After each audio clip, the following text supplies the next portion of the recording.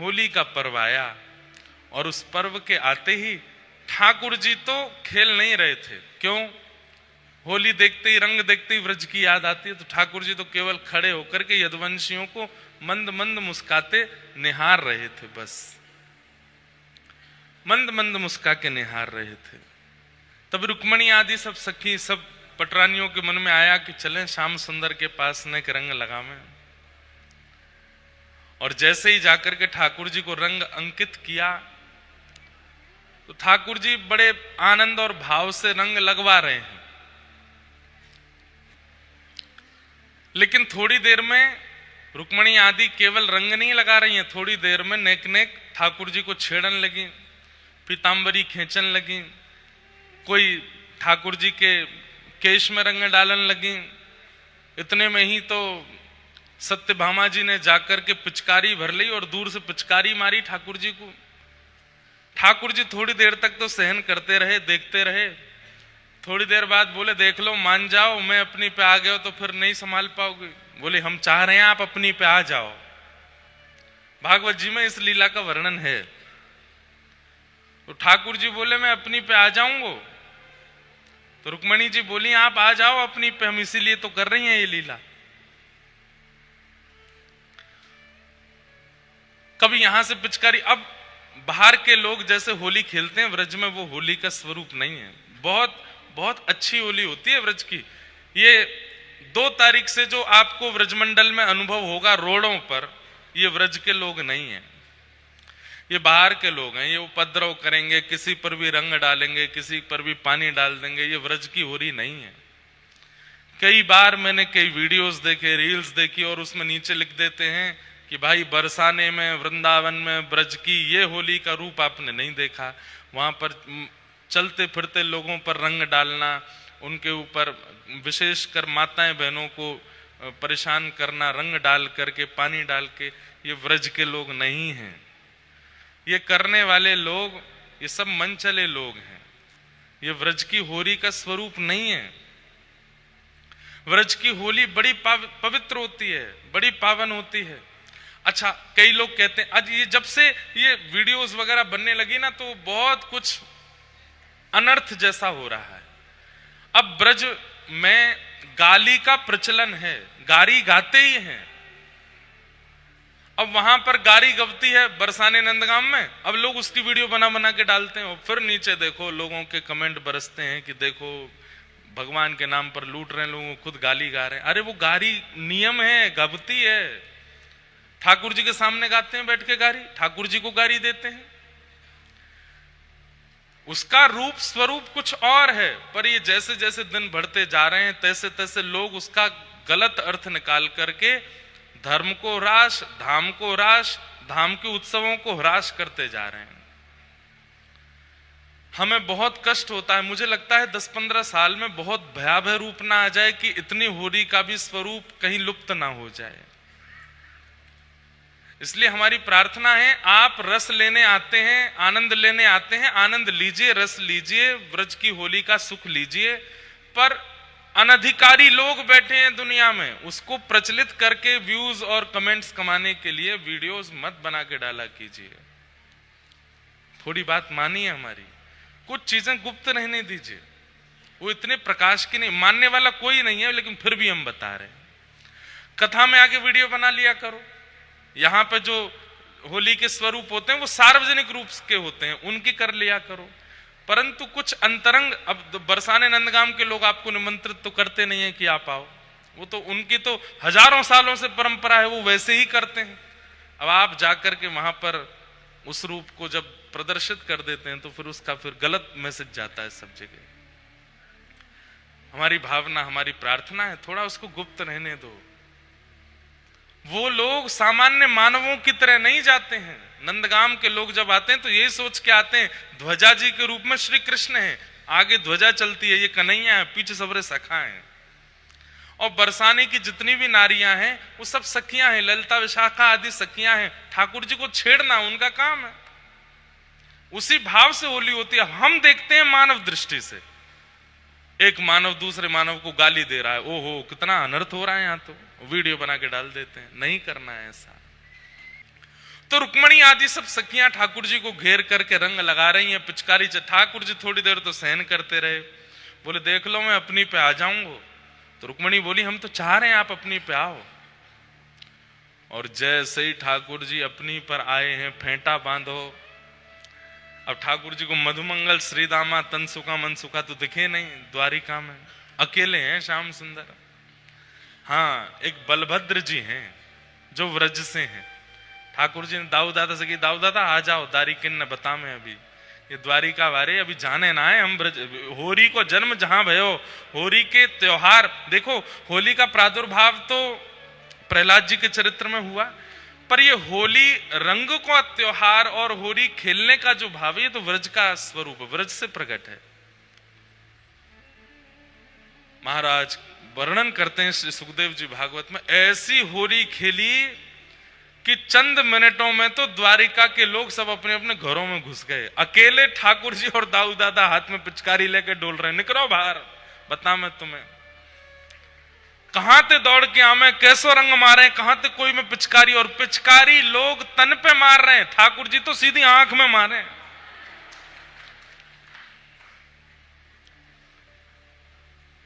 एक वो बड़ा प्रसिद्ध गाते हैं, मुझे स्मृति में नहीं, एक गोपी जाकर के उसकी आंखों में रंग पड़ गया है, तो जाकर के यमुना जी से अपना आंख धोती है, धोते धोते धोते धोते घंटों निकल जाते हैं। तब दूसरी गोपी कहती है, अरे रंग निकर गो, अब कहां धो रही है? तो वो कहे, एरी मेरी वीर मैं कैसे कहूं, कहां बताऊं, कौन सुने, अबीर तो निकल गयो पर अहीर निकरो नहीं, अबीर निकल गो। अच्छा, ठाकुर जी पिचकारी से थोड़ी मार रहे हैं, पिचकारी तो यहां रे, बाकी जाके सामने ठाकुर जी खड़े है जाए, वह ध्यान ही ना रहे कि पिचकारी मारे, वो तो आंखन ने देखते रह जाए, वो तो मुखमंडल देखते रह जाए। ठाकुर जी आंखन से ही ऐसे सहन चला में कि वो भूल जाए भागनो, खड़ो है जाए। ठाकुर जी कहें और नेक सीधो हो, और सीधो है जाए, नेक आंख खोल, और जैसे ही आंख खोले सोई ठाकुर जी पेट में दवा में पिचकारी सीधी आंख में ही मारे। आयो मजा। तो ठाकुर जी पिचकारी तो साधन है, बाकी तो मुख से ही होली खेलें, वो तो नेत्रन से ही वशीकरण करते भाई हेली खेलें। शुक्राचार्य जी वर्णन करते हैं कितने इनके कपड़ा फट गए, गहने धुल करके समुद्र में बह गए, और महाराज पूरे द्वारिका में ऐसो उधम मचायो। अब तो सब घबरा रहे हैं, क्यों? ठाकुर जी घर के द्वार खोल खोल के भीतर घुस घुस के होली खेल रहे हैं। खेलोगे होरी मेरे संग? सबने हाथ पांव जोड़े। तो जैसे ठाकुर जी को याद आई, बरसाने में मैं जब ऊधम मचाऊं और जब सखी मुंह को पकड़ लें, तब कहा के हाँ हाँ खाओ पड़ो इन पैया, हाँ हाँ खाओ, हाँ हाँ मतलब कान पकड़ो, हाथ जोड़ो, और हाँ हाँ खाने को मतलब के बहुत दुल्लर तिल्लर है कि क्षमा मांगनो, अरे माफ कर दो मुझे गलती है गई, अरे अब नहीं करूंगा, हाँ हाँ खाओ, और परो इन पैया, किशोरी जी के चरणों में सिर झुकाओ, तब छोड़ेंगी आपको। तो आज ठाकुर जी भी सब रुक्मणी आदि पटरानियों से कह रहे हैं, हाँ हाँ खाओ पड़ो मोरी पैया। सबरी सखियां हाँ हाँ खा रही हैं, चरणन में गिर रही हैं। तब जाकर के ठाकुर जी बोले, लो पिचकारी अब आप लोग खेलो, हमें तो नेक रंग दिखानो। तो ऐसे ठाकुर जी ने द्वारिका लीला में श्रीमद् भागवत में वर्णित होली का रंग लिया, होली खेली है। ऐसी ये पावन होली ठाकुर जी खेल रहे हैं, बस कोई अधिकारी बने। अच्छा देखो, सबसे ज्यादा पिचकारी और रंग मारवे पे कौन पे आनंद आवे बताओ? ध्यान से सोच के बताना, सबसे ज्यादा रंग और पिचकारी किस पे डालने में सुख मिलता है? हैं? ना, ये तो घर की बात है, बचनो चाहते हो वापस, बचने सब चाहते हैं। देखो विचार करने वाली बात है, बहुत सोचने वाली बात है। हैं? क्या कह रहे हो? क्या कह रहे हो? हृदय के सबसे करीब हो, वाप रंग डारवे में आनंद आवे? चल झूठो, सुन भैया बात है, सुन जा। जो कोरो डोल रहो हो जो कोरो डोल रहो है, एक रंग नहीं लगो है बाकू। वैसे एक प्रकार से कहूं तो मैं हैं, ऊपर से नीचे तक सफेद है भैया। जब ऐसो निकर के आवे कलफ बारे कुर्ता, एक सरवट नहीं है महाराज, बाल बाल बिल्कुल कड़े हुए हैं, आंख मांख बिल्कुल सदी है, नाक बिल्कुल ठीक है, मेकअप टचअप बिल्कुल बढ़िया करके डोल लो है, और महाराज बिल्कुल अदब से ये चाल ने को लड़खड़ा नहीं रहे हो है। वही पर रंग डारवे में आनंद आवे। आ जा दारी के तो बता, मैं समझ में आई बात। ठाकुर जी कौन पर रंग डारे हैं?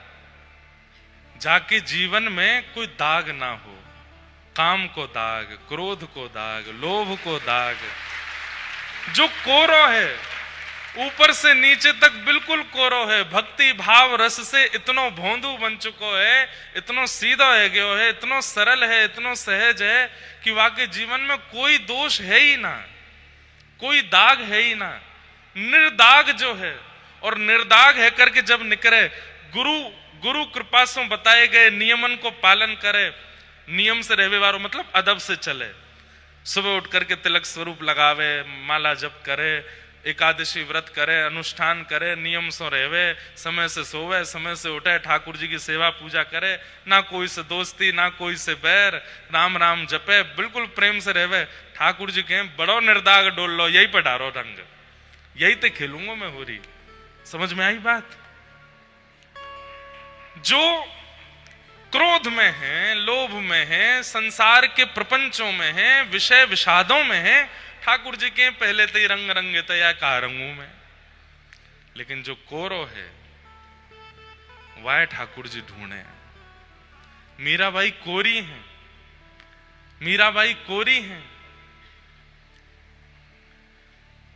इसलिए ठाकुर जी ढूंढ रहे हैं कैसी कोरी है मीराबाई, क्यों ना पड़े इन पर रंग। कितने सुंदर भाव हैं। कोई बाल्टी में तेसु को रंग या कछु ऐसे ही रंग मिलाए के नहीं डाल रही हैं ठाकुर जी पे। प्रिय शील संतोष की केसर घोरी, प्रेम प्रीत पिचकार। जब ऐसे भाव कहकर के मीराबाई खड़ी भई हैं, तब ठाकुर जी से कह रही हैं घूंघट के पट खोल दिए। घूंघट क्या है? संसार के सारे बंधन। घूंघट क्या है? जिससे व्यक्ति प्रदर्शित ना होता हो, व्यक्ति दिखता ना हो, वो घूंघट है। घूंघट के पट खोल दिए हैं मतलब संसार के जितने बंधन हैं, जो कोई भी बंधन आपसे मिलने में बाधा बन रहे हैं, घूंघट के पट खोल दिए हैं। घूंघट के पट खोल दिए हैं। लोक लाज सब डार होरी, खेल मनारे फागुन के। मीरा के प्रभु गिरधर नागर,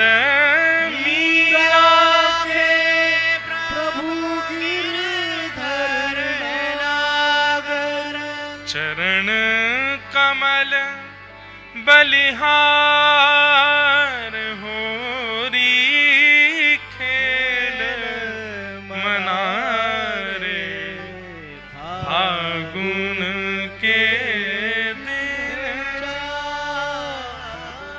तो ऐसे बन के रहो कि ठाकुर जी को रंग डारवे को मन होए, स्वयं ही संसार के रंग में रंगित हो, तो फिर कहां से रंग डालें ठाकुर जी। एक प्रकार से होली ही ऐसा पर्व है जहां सो कृष्ण भक्ति प्रजायते। ठाकुर जी की भक्ति प्रकट होनी होगी तो इन 40 दिनों में है जाएगी। रंग डार दें बस ठाकुर जी।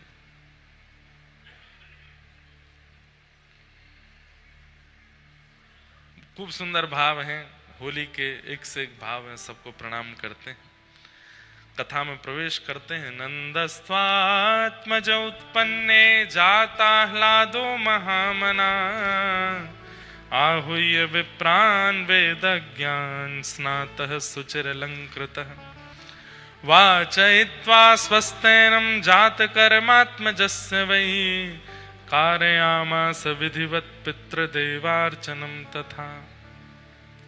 नंद जी के घर लाला भयो है और नंदस्त्वात्मज उत्पन्ने जाता ह्लादो महामनाः। बहुत सुंदर बात। नंद बाबा के चित्त में अत्यंत आह्लाद उत्पन्न हुआ। वास्तव में श्री कृष्ण का प्रादुर्भाव चित्त में ही होता है। अत्यंत प्रसन्नता, अत्यंत आह्लाद। अत्यंत आह्लाद किसको कहते हैं? जो व्यवस्थाओं से आपको प्रसन्न करते हैं वो संसारी विषय है, और जो बिना व्यवस्था के भी आपको प्रसन्न कर दे वो आह्लाद है। अभी आप लोग जमीन पे बैठे हो, पीछे कोई सपोर्ट नहीं है, इतने बढ़िया कोई गद्दे नहीं है, सामान्य सी व्यवस्था है, सामने जालियां लग रही हैं। कभी कभी ऐसा लगता है जेल में बैठे हैं क्या। और कई लोग तो ऐसे पकड़ के कथा सुनते हैं, कैदी उम्र कैद है गई है, हो ही गई है। ठाकुर जी ने अपनी भक्ति में उम्र कैद कर दिया हमको। तो क्या बता रहा था मैं? आह्लाद। तो अभी आप लोगों की जो व्यवस्था है, शरीर की ये मांग नहीं है। शरीर तो इससे बहुत कुछ अच्छा मांगता है, पर कथा में जब आप लोग बैठते हैं तो उस समय जो आपकी शारीरिक स्थिति है वो अति व्यवस्थित नहीं है, लेकिन फिर भी आप इतने प्रसन्न हो, फिर भी आप इतने आनंदित हो। कई लोगों के नेत्र सजल होते रहते हैं, कई लोग नेत्र बंद करके एक टक 4 घंटे ऐसी कथा सुनते रहते हैं, कई लोग इतने व्याकुल स्थिति में रहते हैं। इस समय अव्यवस्था में जो आपको प्रसन्नता हो रही है, यही श्री कृष्ण है, यही श्याम सुंदर है। आप लोग क्यों ऐसा सोचते हैं कि श्याम सुंदर सामने आएंगे तो ही मानेंगे कि ये श्याम सुंदर का दर्शन है? नहीं, आप ये क्यों नहीं मानते? ऐसे किसी विवाह में नहीं बैठ सकते आप, ऐसे किसी के घर के जन्मोत्सव में नहीं बैठ सकते, ऐसे किसी के एनिवर्सरी पार्टी में नहीं बैठ सकते, ऐसे किसी भी सांसारिक लोक रंजन में आप नहीं बैठ सकते। लेकिन कथा में आप इतनी देर बैठ करके बिल्कुल अव्यवस्था में भी इतने प्रसन्न चित्त हो, इतना सुख आपको चित्त को मिल रहा है। ये कृष्ण नहीं है तो क्या है? ये कृष्ण ही तो है।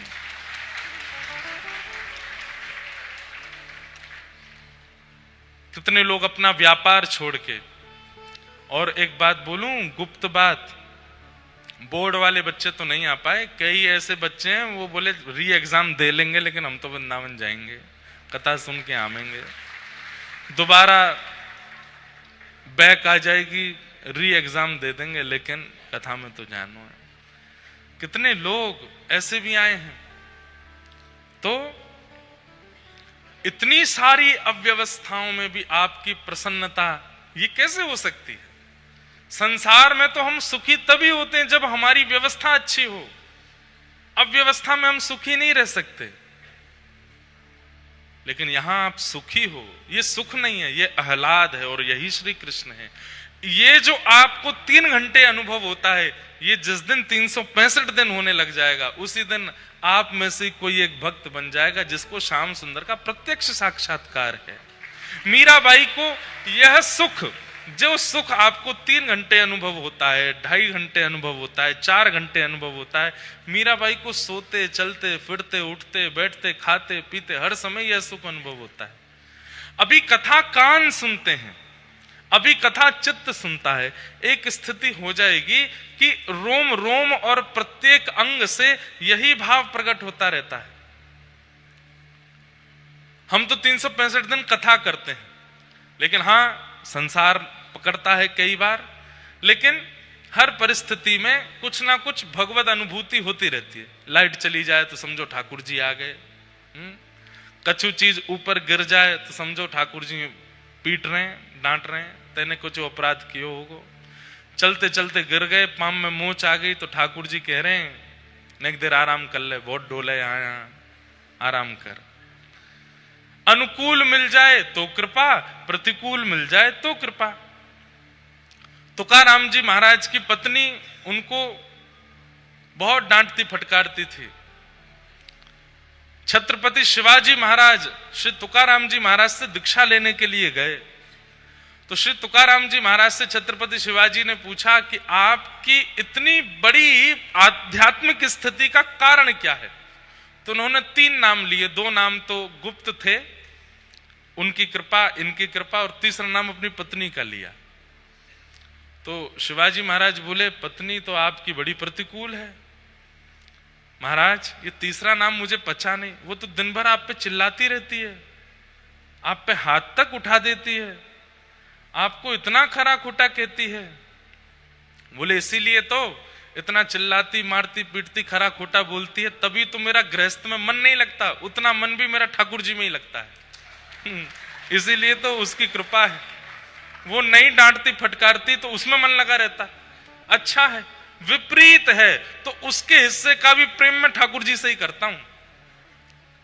तो फिर तो शिवाजी महाराज बोले, आप तो संध्या होते ही घर जाते हो, पत्नी के साथ गृहस्थाश्रम का निर्वहन। बोले वो मेरा शरीर करता है, मैं मन से नहीं करता। मन से तो मैं विट्ठल को बिक चुका हूं, और उसमें बहुत बड़ी कृपा मेरी पत्नी की है। वो अगर अनुकूल होती, जैसी मैं चाहता वैसी होती, तो वो जो कुछ प्रतिशत है वो भी वो ले जाती। अच्छा है वो प्रतिकूल है, उतना भी मैं ठाकुर जी को दे देता हूं। ऐसा हम बन जाएं कि हमारे जीवन में आने वाली प्रत्येक प्रतिकूलता, उसमें भी हम ठाकुर जी की अनुभूति करने लग जाएं। अनुकूलता हो, प्रतिकूलता हो, सांझ हो, सवेरा हो, अच्छा हो, बुरा हो, भला हो, हर स्थिति भगवत इच्छा जैसी लगने लग जाए, समझ जाइए कि बस अब आप भक्ति पथ के एक पड़ाव को पार कर चुके हैं। 365 दिन एक ही स्थिति रहे बस। आह्लाद श्री कृष्ण है। नंद बाबा के चित्त में आह्लाद हुआ है। नंदस्त्वात्मजोत्पन्ने जाताह्लादो महामना आहूय विप्रान् वेद ज्ञान स्नातः सुचिरलंकृत। अत्यंत आह्लाद में आ गए,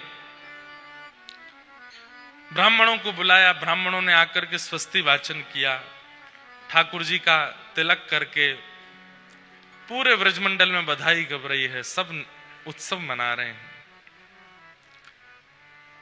रमा क्रीडन मभून नृप।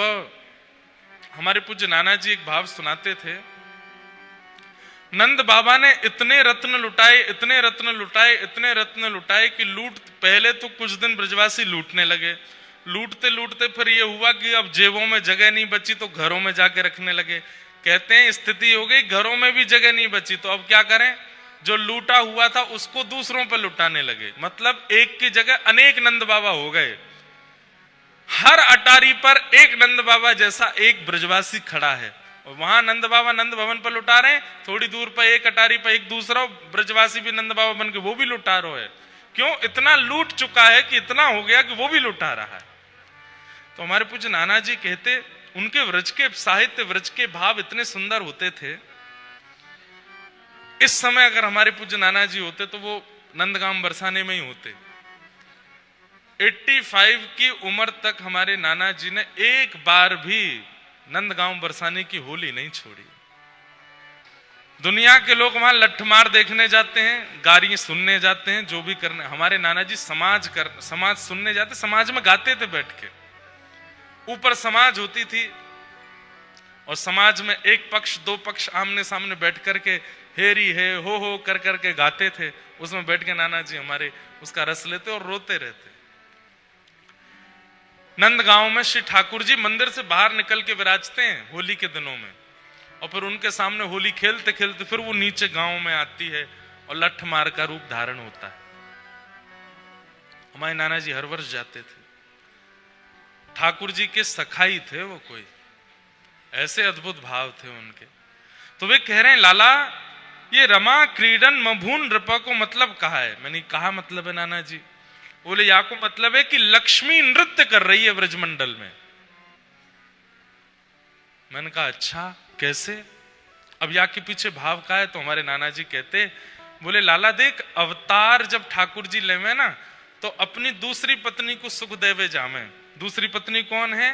भूदेवी। श्रीदेवी और भूदेवी, श्री हैं लक्ष्मी और भूदेवी पृथ्वी। तो ठाकुर जी सदा श्रीदेवी के पास रहे में, लेकिन जब अवतार लेके आमे तो भूदेवी पर कृपा करवे जामे। लेकिन याबार श्री कृष्ण इतने सुंदर, इतने मनोहर बन के आए कि लक्ष्मी बोली ऐसे सुंदर श्याम सुंदर को स्पर्श या भूदेवी को मिलेगो तो वाके चित्त में ईर्ष्या आ गई, न प्रतिस्पर्धा आ गई। मैं ऐसा कहा करूं कि ये स्पर्श भूदेवी को नहीं मिले, मुंह को ही मिल जाए। तो लक्ष्मी साक्षात नंद बाबा के तहखाने में आके बैठ गई, और जैसे ही नंद बाबा ने लुटानो शुरू कियो, अब नंद बाबा तो ने की सोच के जाते कि इतना ही लुटाऊंगो, लेकिन लौट के आके देखते तो तिजोरी भरी पड़ी है, तो सोचते ने और लुटाए दूं। लो फिर लौट गया तो फिर भरी पड़ी है, तो इतनो लुटायो, इतनो लुटायो, इतनो लुटायो, इतनो लुटायो कि ब्रजवासी लूटते लूटते हार गए। ब्रजवासी के घर भर गए, ब्रजवासी लुटान लगे। एक स्थिति ऐसी आई कि अब लूटवे वारे नहीं बचे, सब लुटावे को खड़े हैं। जो नीचे खड़े हैं वो सब भी अपनी अटारीन पे पहुंच गए, क्योंकि उनपे भी इतने सामान है लुटावे को। तब स्थिति क्या हुई? बोले लुटाते लुटाते रत्न जवाहरात आदि आदि सब सामग्रियां व्रजमंडल की रज में मंडित हो गईं। जा भूदेवी को सुख देवे के लिए श्री ठाकुर जी आए हैं। अब भूदेवी श्रीदेवी दोनों एक साथ रह गई हैं। रमा क्रीडन मभून नृप, पूरे व्रजमंडल की रज को, पूरे व्रजमंडल की धरा को रमा ने भी आच्छादित कियो है, लक्ष्मी ने भी आच्छादित कियो है। ठाकुर जी को प्रादुर्भाव भयो। 6 दिना बाद एक राक्षसी आई, जाको नाम है पूतना। रूप बदल करके आई, अति सुंदर रूप धारण करके आई। सब वाक्य रूप को देखवे के काजे मोहित है गए। कोई वाक्य नेत्र देख रो, कोई चाल देख रो, कोई वाक्य वस्त्र देख रो, कोई वाक्य मुस्कान देख रो, कोई वाक्य बोली सुन रो है। ऐसी सुंदरी पूतना कि सब वाक्य रूप में मोहित है गए। पूतना को अर्थ कहा है भक्ति में आने वाली सबसे पहली बाधा। भक्ति में आने वाली सबसे पहली बाधा क्या है?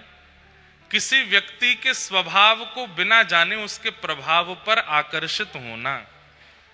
ये भक्त इतनी जल्दी प्रभाव से आकर्षित नहीं होते। सब लोग सावधानी से सुनिए, इधर देखो। भक्त का एक स्वभाव होता है, भैया नाम जप करते हो, तिलक स्वरूप लगाते हो, कथाएं सुनते हो, तो आपके अंदर उसके कुछ लक्षण आने चाहिए।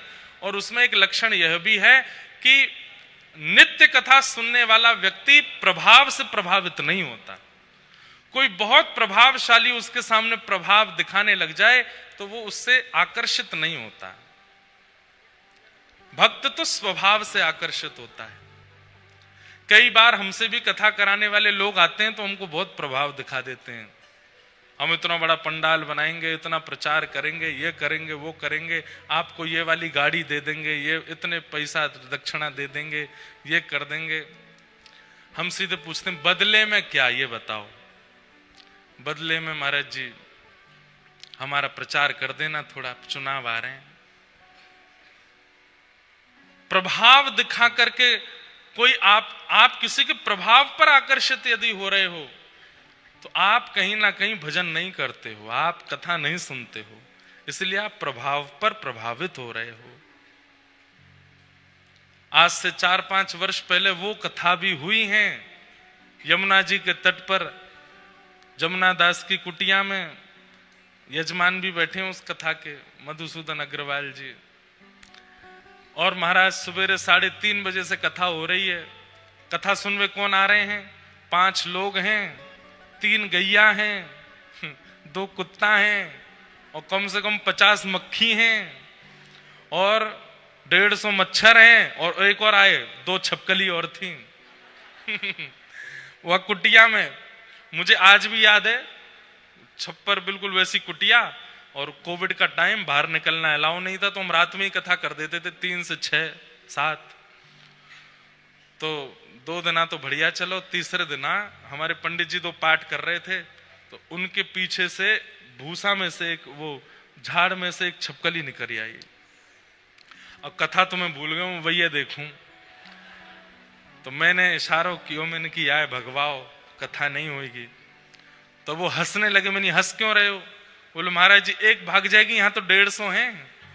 मैंने की यार 150 छिपकली यहाँ पे? तो बोले तो और कहा है, जमुना जी को तट है, सामान्य सी कुटिया है। तो फिर वहां 2 दिखी, इसलिए 2 श्रोता बता रहा हूं मैं। उन श्रोताओं के बीच में भी कथा हुई। वो बिल्कुल प्रभावशाली कथा नहीं थी, स्वभावशाली कथा थी। और अब तो हम चाह के नहीं कर पा रहे हैं, लेकिन मैं करूंगा, मैं मानूंगा नहीं। एक तो वैसी कथा मुझे करनी है फिर से, जहां माइक नहीं होता, लाइट नहीं होती, आकाश के नीचे बैठते हैं, प्रेम से बिल्कुल सुंदर चर्चा होती है, कुछ लोग बैठ करके सुनते हैं, इतना सुख मिलता है उसमें, उसका एक आनंद अलग है। प्रभाव से आकर्षित होना, ये एक प्रकार से पूतना का आपके भक्ति रूपी नंद ग्राम में आगमन है। आपके हृदय रूपी भक्ति के गोकुल में पूतना का आगमन किसी के प्रभाव से अगर आप आकर्षित हो रहे हो तो, चाहे जितने प्रभाव डाल दे व्यक्ति, आप स्वभाव ही देखते हो। सब लोग इधर देखो, ध्यान से सुनो। कुछ ब्रजवासी पूतना पर मोहित होते चले गए, उसके रूप लटके झटके देखने लगे। पूतना ने जाकर के जैसे ही भीतर प्रवेश किया, यशोदा मैया ने देखा अति सुंदर है। अब ये सब कथाएं तो सबको पता है, पर मेरे मन में एक भाव आता है कि यशोदा मैया तो आचार्या हैं। यशोदा मैया तो आचार्या हैं, और आचार्य जानता है कि ठाकुर जी किसको पधराने चाहिए, किसको नहीं पधराने चाहिए। तो फिर पूतना की गोद में ठाकुर जी कैसे दे दिए? तो फिर मन में भाव आता है, आचार्य हैं, पर आचार्य यह भी तो करता है किसको देने चाहिए, किसको नहीं देने चाहिए। यह भाव आचार्य का होता है, पर आचार्य का एक स्वभाव और होता है क्या, कि अगर कोई अयोग्य है और वो सन्मुख आकर के बैठ गया है, तो आचार्य उस पर कृपा करके फिर उसको भी ठाकुर जी का बनाते हैं, तभी तो वो आचार्य हैं। मतलब आचार्य उसको थोड़ी कहते हैं जो केवल सुधरे सुधरों को चुने और ठाकुर जी की शरणागति करावे। आचार्य वह है जो ठाकुर जी से कोसों दूर है, लेकिन उसके भी एक गुण को देख करके उसको ठाकुर जी के सन्मुख ले जावे, वही तो आचार्य है। पूतना को देख करके यशोदा मैया पहचान गई है कि अधिकारी नहीं है, लेकिन उसी समय यशोदा मैया ने आचार्य रूप धारण करके मन में विचार किया, कोई इतना समीप आकर के ठाकुर जी के और फिर भी ठाकुर जी से वंचित हो जाए, इससे तो फिर भक्त सृष्टि पर एक अविश्वास हो जाएगा कि बताओ पूतना इतनी पास पहुंच करके भी ठाकुर जी को गोद में नहीं ले पाई, हम लोग प्रयास करके पास पहुंच जाएंगे तो हम कैसे प्राप्त करेंगे? इतनी समीप आ गई है। तब यशोदा मैया ने विचार किया कि अब इस पर कृपा होनी चाहिए, और ठाकुर जी उसकी गोद में पधरा दिए। श्रीमद रामानुजाचार्य भगवान, आपने जब देखा रंगनाथ भगवान की सवारी निकल रही थी, प्रसिद्ध कथा है, बहुत ध्यान से सुनना। रंगनाथ भगवान की सवारी निकल रही थी और तभी पूरा नगर रंगनाथ भगवान की सवारी को देखने में मग्न है, लेकिन तभी क्या देखते हैं कि एक परम सुंदरी स्त्री चल रही है और उसके ऊपर छतरी लेकर के उल्टा चल रहा है उसका पति, उसके रूप को देखने के लिए। उसके लिए रंगनाथ जी का प्रभाव उस पर नहीं पड़ रहा। इतने भक्त समाज का प्रभाव, इतना कीर्तन, इतनी जोर जोर से अबीर गुलाल उड़ाए जा रहे हैं, उसका कोई प्रभाव उस पर नहीं। वो तो बस छतरी लेके अपनी पत्नी को देखता हुआ उल्टा चल रहा है। सब लोग हंसी करने लगे, राम राम राम, कितना भोगी, कितना कामी, कितना संसारी जीव है। ठाकुर जी की सवारी के सामने भी पत्नी पर ही इसकी दृष्टि अटकी है। लेकिन आचार्य तो आचार्य है। आचार्य ने देखा और तुरंत अपने शिष्यों से कहा, ये धनुर्दास उसका नाम, धनुर्दास को बोलो मुझसे आके मिलेंगे। धनुर्दास जी के पास जाकर के शिष्यों ने कहा, गुरुदेव ने बुलाया, आचार्य चरण ने बुलाया है। बोले अभी तो मैं नहीं आ पाऊंगा। तो बोले कब आओगे? बोले जब पत्नी स्नान करने को जाएगी उतनी देर में फ्री रहता हूं, तब आऊंगा, नहीं तो मैं उसको देखने में व्यस्त रहता हूं। बताइए कैसी आसक्ति देखने में। पत्नी स्नान को जा नहीं रही थी, वो तो गई जबरदस्ती कि आचार्य बुला रहे हैं जाओ। नहीं जाओगे जब तक मैं स्नान करने, तो मैं जा रही हूं स्नान करने, तुम जाओ। दौड़ा दौड़ा गया, आचार्य चरण प्रणाम, स्वीकार करें, जल्दी बताएं क्या आज्ञा। बोले आज सुबह हमने देखा रंगनाथ प्रभु की यात्रा निकल रही थी, पर तुम फिर भी अपनी पत्नी के ऊपर से दृष्टि नहीं हटा रहे थे। क्या करूं महाराज, इतनी सुंदर है वो, उसके रूप के आगे मुझे कोई भाता नहीं। आचार्य चरण बोले यदि उनसे सुंदर कोई दिख गया तो इतना विश्वास है कि कहता है उससे सुंदर कोई नहीं होगा, ये मैं जानता हूं, वो सबसे सुंदर है। आचार्य चरण बोले मैंने फिर भी दिखा दिया तो? बोले दिखा दिया तो मैं आपके सामने वचन देके कहता हूं जीवन भर उसी को देखूंगा जिसको आप दिखाओगे, और उसके अलावा किसी को नहीं देखूंगा, पर मेरी पत्नी से सुंदर कोई होगा नहीं। आचार्य चरण बोले चलो मेरे साथ। गए, भीतर रंगनाथ भगवान से कहा ये नम रक्ष जगन्नाथ, हे प्रभु द्वार पर एक दर्शनार्थी खड़ा है, उसमें दर्शन का चाव बहुत है पर संसार के प्रति है, एक बार अपनी छटा दिखा दो अद्भुत। जैसे ही धनुर्दास आगे खड़ा हुआ, पर्दा हटाया, श्री रंगनाथ भगवान जो पौड़े थे शेषनाग पर तुरंत उठ करके बैठ गए, मंद मंद मुस्कान लगे, कमल नेत्रों से जैसे ही धनुर्दास को देखा, शंख चक्र गदा पद्मधारी ठाकुर जी को देख करके धनुर्दास तो मोहित हो गया, इतने सुंदर श्याम सुंदर। अब तो जैसे ही ठाकुर जी पुनः मूर्तिमत हुए, अब तो धनुर्दास रोने लगा, फिर से दिखा दीजिए, फिर से दिखा दीजिए आचार्य चरण। बोले क्षण भर तो इसलिए दिखाया ताकि ये दर्शन की लालसा तेरे चित्त में आ जाए, पर अब बता है सुंदर, देखेगा अब अपनी पत्नी को? बोले महाराज मेरी पत्नी तो सुंदरता की सिंधु यानी कि समुद्र की एक बिंदु के समान है, सिंधु तो ये सामने बैठे हैं, आज के बाद जीवन पर्यंत मैं क्या अपनी पत्नी को भी, हम दोनों अपने नेत्रों से केवल इन्हीं को निहारेंगे और किसी को नहीं। और लगा दिया। आचार्यों का तो स्वभाव है, आचार्यों का तो स्वभाव है अयोग्यों को योग्य बनाना, वो योग्यों को ही योग्यता प्रदान करें, ये आचार्य स्वरूप नहीं है।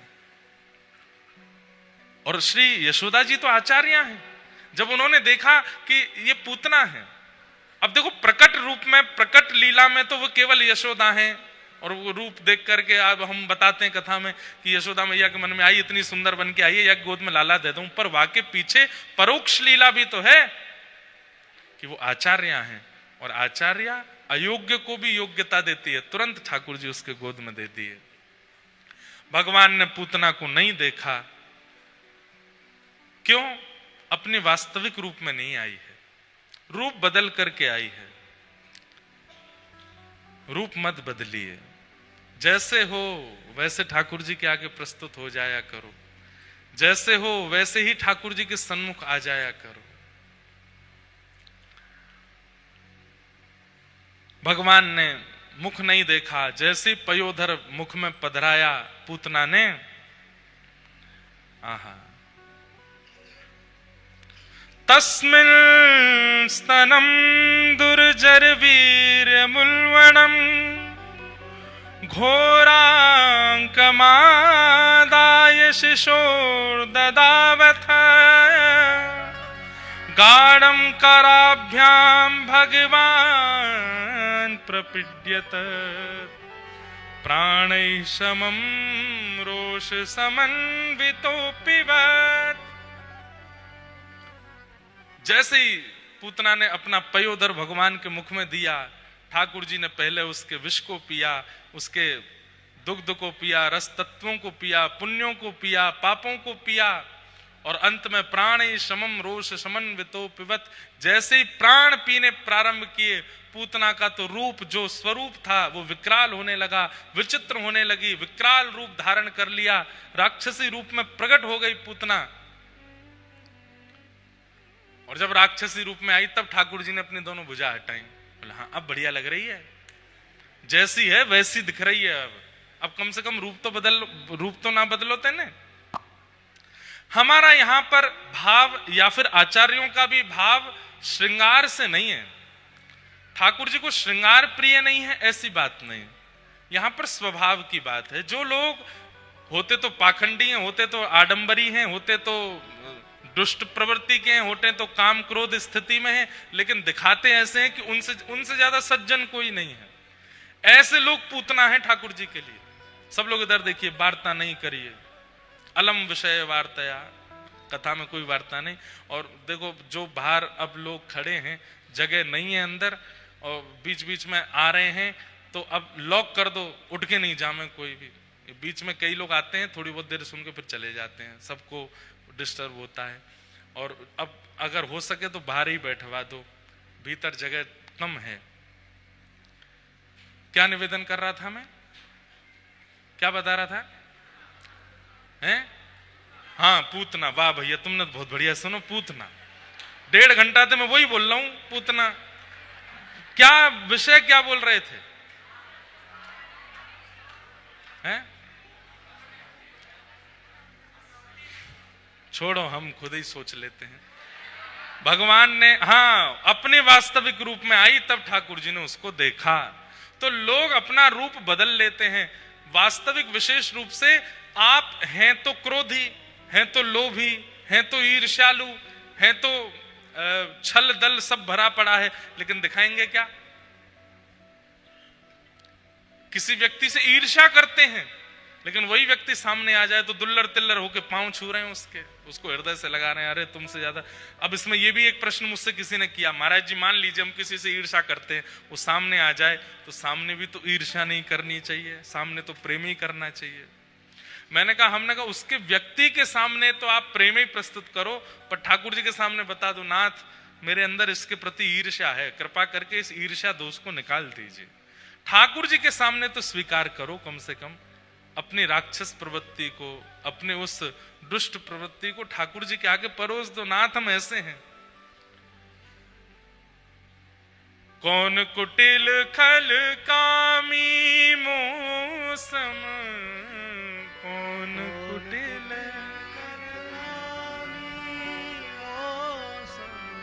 कुब्जा भगवान के सन्मुख आई है, सुंदर नहीं है, 3 जगह से कमर टेढ़ी है, लेकिन चंदन हाथ में लेके जा रही थी।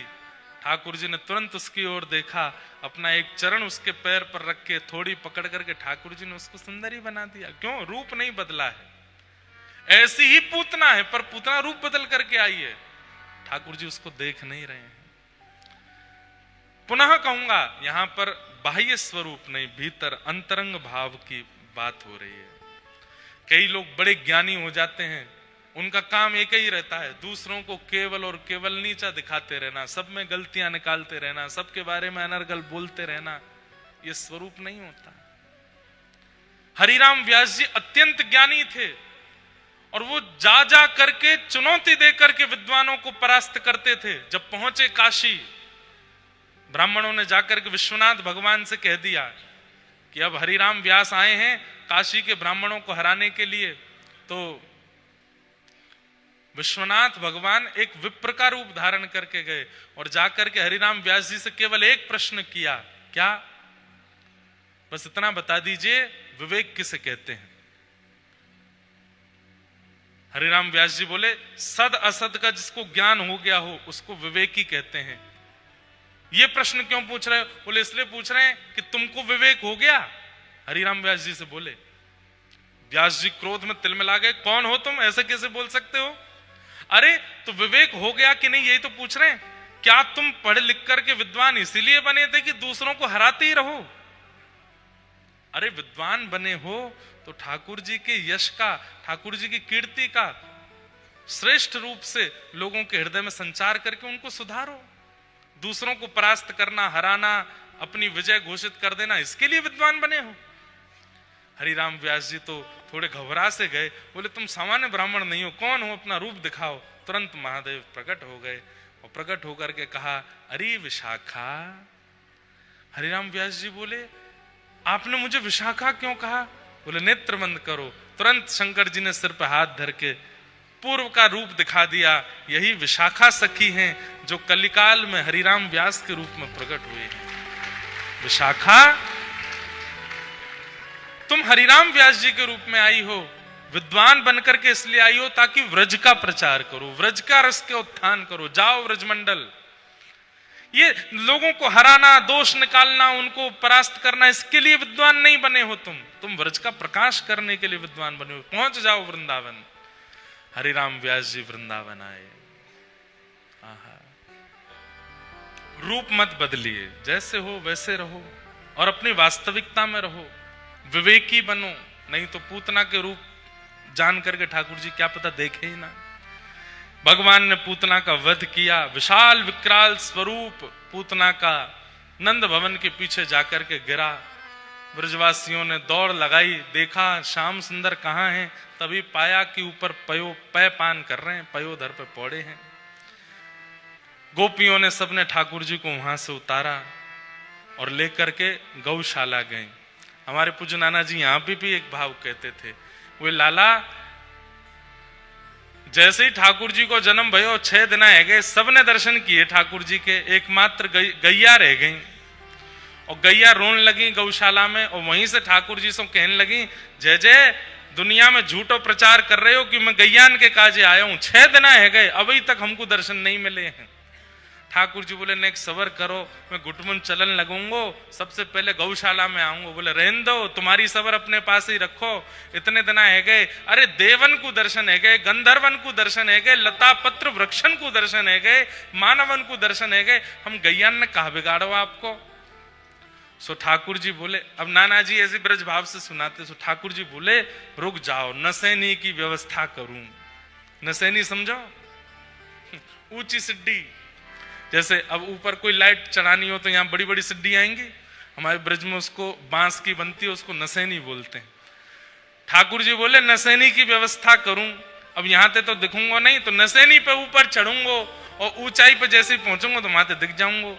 तो पूतना रूपी नसैनी मंगाई ठाकुर जी ने और वहां को पयोधर पान किया, राक्षसी बनी, विशाल विकराल रूप धारण किया। ठाकुर जी बोले जितनी ताकत है तो में ए राक्षसी उतनी लंबी है जा। और जैसे ही पूतना लंबी चौड़ी भई, सो ऊपर आकाश से ठाकुर जी ने गौशाला में खड़ी भई सब गैयान को अपनो दर्शन दे दियो, कर लो मेरो दर्शन, 6 दिन है गए, आज अनुभव कर लो। ठाकुर नाना जी ऐसे सुंदर ब्रज के भाव कहते।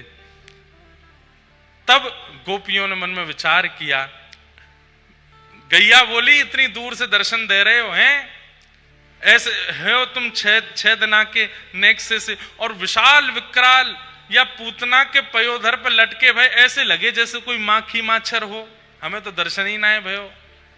ठाकुर जी बोले रुको मैं कोई और योजना बनाऊं। तो गोपीन ने जब ठाकुर जी उठाए तो सब गोपीन के मन में आयो कि लाला को नजर गुजर नहीं लग गई हो, पूतना राक्षसी को दूध पियो कहीं विष नहीं बन गया हो, तब क्या करें।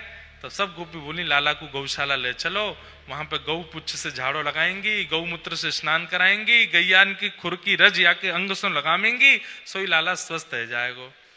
ये सब भावना गोपियों के मन में भी ठाकुर जी ने डाली और सब गोपियां लेकर के जैसे ही गौशाला में पहुंची, आहा गैयाओं के नेत्र सजल हो गए, गाय बड़े स्वर में रम्मान लगी, हमारो गोपाल आ गयो, हमारो कन्हैया आ गयो। थनों से बिना किसी प्रयास के ही दुग्ध प्रवाह होने लगा, गैया सब मचलने लगी। यशोदा मैया ने जा करके गौमूत्रेण स्नापित्वा पुनर्गौरज सार्वकम रक्षाम चक्रुष्य शक्रता द्वादशांगेषु नाम भी। भगवान के 12 अंगों में रज लगा करके भगवान के नामों से ही ठाकुर जी को झाड़ा दिया, गौमूत्र से स्नान कराया, गौपुच्छ से झाड़ा लगाया। ठाकुर जी बड़े मनी मन प्रसन्न, गैयान को टुकुर टुकुर देख रहे हैं, अब राजी हो? सब गैया बोली हाँ लाला अब हम राजी। सबन को सुख दियो ठाकुर जी ने, कोई ऐसा बचो नहीं है जाकू ठाकुर जी ने सुख नहीं दियो हो, सबको सुख दे रहे हैं। ठाकुर जी 3 महीना के भय करवट उत्सव मनो, पालना उत्सव मनो, वही में सक्टासुर नामक एक दैत्य आयो, भगवान ने वाको भी वध कियो। मैया ने पूछी इतनी बड़ी बैलगाड़ी कैसे पलट गई, तो छोटे छोटे बालकन ने कह दी मैया तुम्हारे लाला ने अपने पाद प्रहार से बैलगाड़ी उछाल दी। यशोदा मैया लाला को एक बैलगाड़ी के नीचे सुवाई आई। क्यों? ब्रजवासी सब छेड़ रहे हैं, कोई लाला गाल खींच रहा हो, कोई हाथ खींच रहा है, लाला परेशान है को, तो एकांत में एक बैलगाड़ी के नीचे कपड़ा बांध के झूला सो बना दियो, वहीं सुवाई दिए। इतने में एक सक्टासुर दैत्य आयो। ठाकुर जी ने देखे सक्टासुर दैत्य आयो है और मैया जा रही है। अच्छा, एक बात आप लोग ध्यान रखना बंधुओं, भगवान की हर लीला में चाहे दैत्य वध कर रहे हो, चाहे राक्षस वध कर रहे हो, उस लीला में प्रधान वो दैत्य वध नहीं है। उस लीला में प्रधानता किसी भक्त के ऊपर कृपा है। जैसे पूतना मर्दन लीला में एक सहज भाव से कह दिया कि गैयाओं को दर्शन देने थे, और ऐसे असंख्य कई ब्रजवासी थे 6 दिन में जिनको दर्शन नहीं हुए, उनको भी ठाकुर जी ने एक साथ दर्शन दे दिया। तो प्रधानता वहां पर भक्तों को दर्शन देना है, पूतना को मारना नहीं। यहां पर भी सक्टासुर का वध प्रधानता नहीं है। तो प्रधानता क्या है? यशोदा मैया मैं तेरे काजे आया हूं, अपनी जन्मदात्री मैया को छोड़ के तेरे पास आया हूं, और तू मुंह को यहां एकांत में छोड़ करके वहां संसार प्रपंच में जा रही है। मेरो सेवक, मेरो सेवाधिकारी मोसों दूर नहीं जाए, या को पूर्ण प्रयास ठाकुर जी करें। सो ठाकुर जी ने कहा ऐसा कहा करूं कि मैया लौट के आ जाए। तभी ठाकुर जी ने देखो एक सक्टासुर नामक दैत्य आयो, सो ही ठाकुर जी ने अपना एक पैर उठायो, उठा करके बैलगाड़ी में मारो। बैलगाड़ी 2 बार आकाश में गई, नीचे गिरी, सक्टासुर को वध भयो, और आवाज सुनकर के यशोदा मैया घूम गई। बुलानो तो ठाकुर जी यशोदा मैया है, सक्टासुर तो ऐसी मर गो। ठाकुर जी भक्तों के लिए सब लीला कर रहे हैं, दैत्यों के लिए कोई प्रयास, तो ये तो प्रयास से मर जाते हैं बेचारे। मैया दौड़ी दौड़ी आई, और ये बैलगाड़ी कैसे गिर गई? अभी तो यहीं थाड़ी, अभी तो सब ऐसे ही खड़ी, ये बैलगाड़ी कैसे पलट गई? वहां और तो कोई था नहीं, कुछ बालक खेल रहे थे। कुछ बालकों ने आगे कही मैया ये तेरो नेक्सो सो लाला है ना, जाने मैया अपनो गद मदरा सो पाम उठायो और इतनो लंबो कियो, इतनो लंबो कियो, तक के मारो, सोई बैलगाड़ी 2 बार आकाश में घूम के गिर गई। मैया हमारे सामने आने ऐसो कियो। गोद में लेकर के यशोदा मैया लाला को, बाप बालक की बात सुन रही है। मैया बोली इतकुआ। बालक जैसे पास गयो, मैया ने एक रेंपटो दियो। झूठ बोले हैं? मेरो नेक्सो से लाला पहली बार करवट ले याने, और याने पाम ते बैलगाड़ी उछाल दी। अरे मैया तेरी सौगंध खा के कह रहा हूं, मैंने देखी अपने आंखन ते, मेरी सौगंध और खा रहा हूं। यहां पे पकड़ के एक और दियो वहां में। अप्रेमयम बलम तस्य बालकस्य नते विदुः। ठाकुर जी की इन मधुर लीला में यशोदा मैया इतनी प्रेमी बन गई हैं, इतनी प्रेमी बन गई हैं लाला की, कि अगर कोई भगवान के भगवत तत्व को प्रकट कर भी देता है तो यशोदा मैया स्वीकार नहीं करती। और प्रेम का यह स्वभाव है, प्रेम में प्रभाव स्वीकार नहीं होता। जहां पर प्रभाव देख करके प्रेम किया गया है वो असली प्रेम है ही नहीं। आप बहुत धनवान हो, आप बहुत ऐश्वर्यवान हो, आप बहुत संपत्तिवान हो, आप बहुत विद्वान हो, इस वजह से कोई आपका प्रेमी है तो इसका मतलब वो आपका प्रेमी है ही नहीं। लेकिन कोई व्यक्ति आपसे प्रेम करता है, कारण नहीं पता, वो प्रेमी है। जो अकारण प्रेम करे, जिसका कोई कारण नहीं है। आप अच्छे थे तो भी वो आपका प्रेमी है, आप आज कुछ भी नहीं हो तो भी वो आपका प्रेमी है। असली प्रेमी तो वही है जो हर स्थिति में आपका है।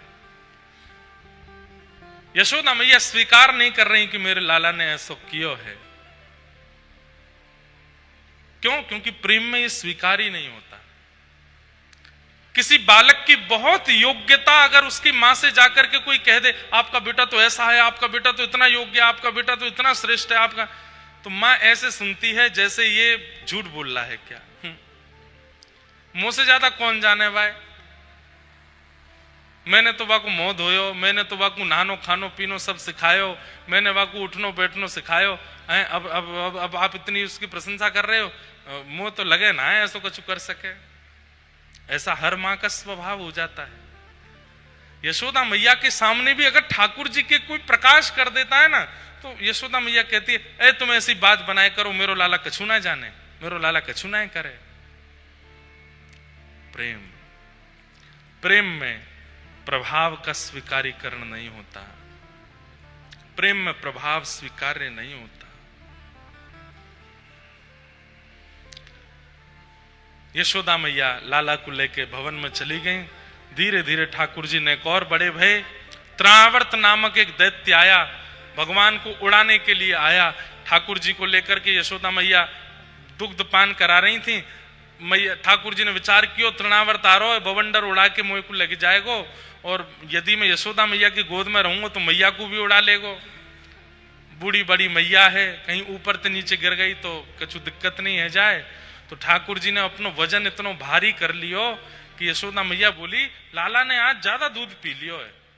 और मैया मई अंगना में लाला को अकेलो छोड़ के जैसे ही गई, तृणावर्त ठाकुर जी को लेकर आकाश में गया, भगवान ने उसका वध किया। सब ब्रजवासी दौड़े, अरे हौवा आगो, हौवा आगो। बवंडर हौवा लाला को ले गए। थोड़ी दूर जाकर के ठाकुर जी नीचे विराजमान है गए। सब ब्रजवासी लाला को लेके वापस आए गए। कोई ने कही, मैया तेरो लाला अब 1 बरस को हैवे वारो, अभी तक नामकरण ना है भयो, यही मारे ये सब हैरो है। मैया ये अपसगुन संकेत है रे, लाला को तू नामकरण कर दे। सांडिल्य मुनि नहीं आए, तब गर्गाचार्य जी को भेजा। गर्गाचार्य जी महाराज ने आकर के ठाकुर जी का नामकरण संस्कार किया।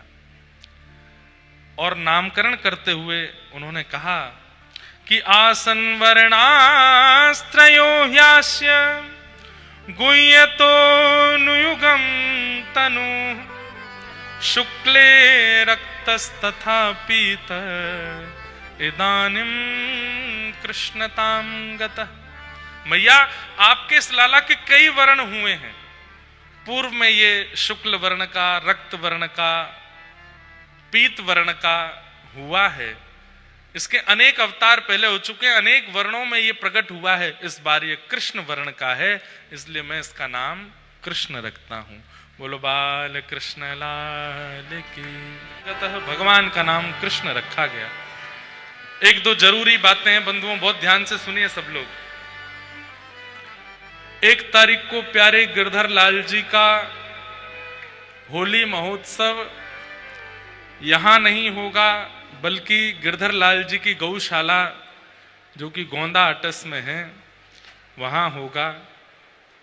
आप लोगों को भक्ति पथ गौकुलम बारकोड लग गया उसका बाहर, कल उसका बारकोड भी लग जाएगा, स्कैन करके आपके गूगल मैप पे वैसे आ जाएगा भक्ति पथ गौकुलम। वहां आप लोग पहुंच जाइएगा और दोपहर 2-2:30 बजे तक, यहाँ सुबह कथा होगी 9 बजे से, फिर 2-2:30 बजे आप लोगों को वहां पहुंचना है अपने साधनों से। कोई भी व्यक्ति रंग लेकर के नहीं आएगा, कोई भी व्यक्ति गुलाल और किसी भी प्रकार की सामग्री अपनी तरफ से नहीं लानी है। वहां ठाकुर जी ने पिचकारी की, रंग की, जल की सब व्यवस्था करी है। संख्या को देखते हुए जितनी संख्या होगी कोई ऐसी बात ना बने, इसलिए बहुत व्यवस्थित रूप से सब करेंगे। संभवतः सबके बाल भोग आदि की भी व्यवस्था वहां पर की जा रही है। प्रसाद की व्यवस्था है। कैसे कराओगे इतने लोगों ने? नहीं मिलो तो ये खा जाएंगे सबरे। तो सबकी प्रसाद की भी व्यवस्था है। और हमें प्रयास ये करना है कि इस समय तक, यानी कि दिन डूबे उससे पहले आप सब लोग वहां से निकलें, क्योंकि एकांत है, इसलिए सबकी हमको जिम्मेवारी लगती है अपने ऊपर। आप सब लोग बहुत विलंब नहीं कीजिएगा, 2-2:30 बजे तक आ जाइएगा। 3 बजे से और 5 बजे तक 2 घंटे 2.5 घंटे ठाकुर जी का रंग महोत्सव, नौका विहार और होली खेलन, और उसके बाद अंत में ठाकुर जी का डोल। ये 3-4 क्रम वहां पर होंगे। सब लोग बड़े प्रेम और भाव से आ जाइएगा। और एक घोषणा और कर देते हैं, कर दें। हमने किसी से बात किए बिना ये घोषणा करने, हो सकता है हम में बाद में डांट भी पड़े, लेकिन हम कर देते हैं। अगले वर्ष होली महोत्सव पर लाल जी, प्यारे गिरधर लाल जी 84 कोस यात्रा करेंगे। और जितनी जोर से जय जयकार आपने करी, सुन के अच्छा लगा, लेकिन अब व्यवस्था तो ठाकुर जी चाहेंगे जैसी होगी, पर हमारा मन पैदल यात्रा का है, ना कि गाड़ियों से हो। और पैदल यात्रा में लगभग 26 से 30 दिन की यात्रा होगी अगले वर्ष, और वो ऐसा रहेगा कि होली के जैसे ये आज एकादशी है, एकादशी वाले दिन ही हम लोग यात्रा का विश्राम करें। और अब इसमें एक चीज जो बहुत बड़ा टास्क होने वाला है वो ये कि बच्चों के एग्जाम रहते हैं इन्हीं दिनों में, बच्चों के पेपर रहते हैं, तो कई लोग तो इसलिए भी नहीं रह पाएंगे। टेंट हाउस चला करेंगे, 3-3 टेंट हाउस साथ में चलेंगे। अगले पड़ाव पर टेंट हाउस लगा है, वहां पहुंच करके टेंटों में ही सब लोग रहेंगे।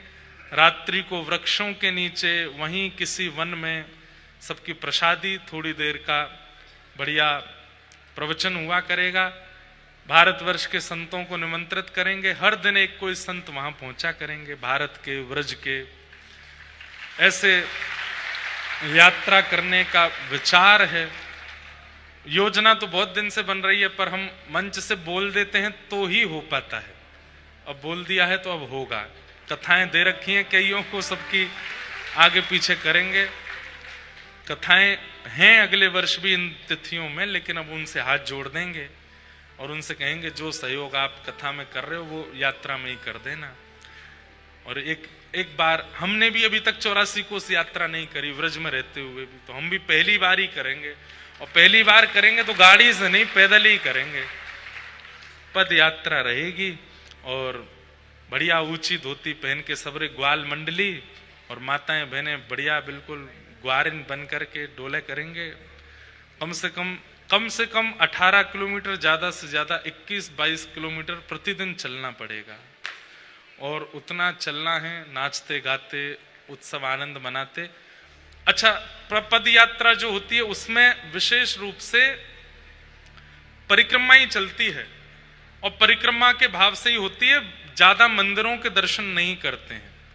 तो जैसे कई पड़ाव उसमें अंदर ही आ जाएंगे, तो परिक्रमा के भीतर भीतर ही नंदगांव बरसाना भी आ जाते हैं। तो बस हम परिक्रमा मात्र करते चलेंगे, और परिक्रमा में ही रात्रि में रोज थोड़ी देर का प्रवचन सत्संग हुआ करेगा। असहज बिल्कुल, बहुत व्यवस्था मंच वंच बना के नहीं, बिल्कुल सामान्य रूप से, जैसे जहां बैठ गए वहीं माइक लगाए, थोड़ी देर कुछ गा लिए, कुछ आनंद कर लिए।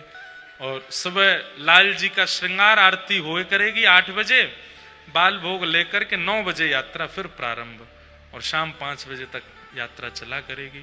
ठंडी के दिन रहेंगे तो धूप कष्टदायी नहीं होगी, आनंद लगेगा, आनंद से होगी। तो सब लोग उसकी भी व्यवस्थाएं देख लीजिएगा। दूसरा, अगले महीने यानी कि मार्च में गुरु शिष्य मिलन महोत्सव है। जितने भी वैष्णवों ने गुरु दीक्षा ली है मिल नहीं पाते हैं सबसे, इसलिए 3 दिन का एक गुरु मिलन महोत्सव किया है, गुरु शिष्य मिलन महोत्सव। और ये 3 दिन का महोत्सव श्री गोविंद देव जी की नगरी जयपुर में होगा। इस उत्सव में सबको आने की अनुमति नहीं है, केवल रामानुज दास और रामानुज दासी ही वहां आएंगे। उसमें हमारी परंपरा के विषय में चर्चा, श्री रामानुजाचार्य जी का चरित्र, हमारे आलवारों का चरित्र, हमारी परंपरा की जितनी भी गाथाएं हैं, और परंपरा के अनुसार कौन कौन से उत्सवों में कैसे कैसे क्रम करने चाहिए, उन सब पर चर्चा होगी। तिलक स्वरूप कैसे धारण करना है, किन किन नियमों का गृहस्थ और सहज रूप से पालन हो सकता है, उन सब पर चर्चा होगी। और प्रत्येक शिष्य से 2-2 मिनट मिलने का एक क्रम रखा है कि सब आएंगे, 2 मिनट का समय सबको देंगे। क्योंकि कथा तो सार्वजनिक रूप से हम कह देते हैं, पर शिष्य बनाया है तो इसका मतलब शरणागति आचार्य परंपरा की दी है, तो आचार्यों ने जिम्मेवारी दी है तो उसको निभाना भी है। आपके कोई कष्ट है, कोई अड़चन है भगवत भाव में, तो उन सब की चर्चाएं भी चलेंगी। तो ये 3 दिन का सत्र होगा। संभवतः 12, 13, 14 मार्च को ये सत्र रहेगा। और इसकी विशेष मतलब स्थान कौन सा है, कैसे क्या है, वो सब हम आपको और 1-2 दिन में बता देंगे। पर ये याद रहे कि इसमें केवल शिष्यगण ही, देखो साल भर हम कथा सबके लिए करते हैं, पर साल में ये 3 दिन और गुरु पूर्णिमा के दिन ये केवल शरणागतों के लिए हैं, उनके साथ चर्चा करने के लिए है। तो उसमें केवल वही आ सकते हैं। जहां कहीं से भी, दिल्ली, बंबई, कलकत्ता, बाहर से भी जो शिष्यगण सुन रहे हैं, अगर आ सकते हैं तो जयपुर की टिकट कटा लीजिए। गोविंद देव जी की नगरी में 3 दिन का ये सत्र रहेगा। कहाँ रहेगा वो आपको जानकारी मिल जाएगी। भावना पूर्ण होगी।